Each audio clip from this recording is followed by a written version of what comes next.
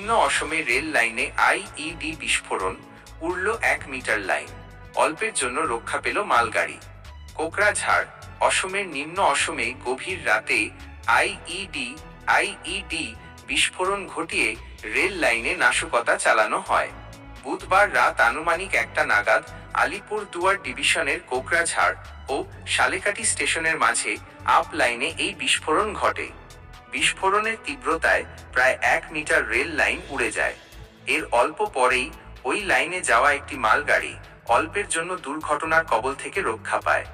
Loco pilot ঝাঁকুনি অনুভব করে নিকটবর্তী স্টেশনে খবর দিলে রেল কর্তৃপক্ষ দ্রুত ট্রেন চলাচল বন্ধ করে দেয়।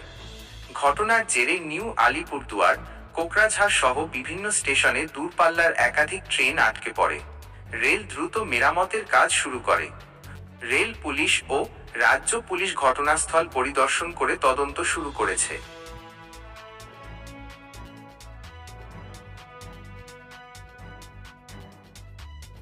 ভিডিওটা দাও না আমাকে, চাইতেছি না তো, আমার মোবাইলটা ভালো না।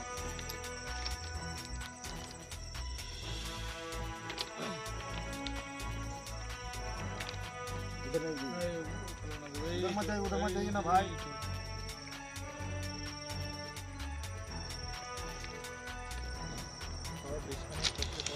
masuk naikin masuk captain mah. Hello भाई, ये जो है ना वही आईडी लगा है, वो तार वो लंबा करके खींचा हुआ अभी।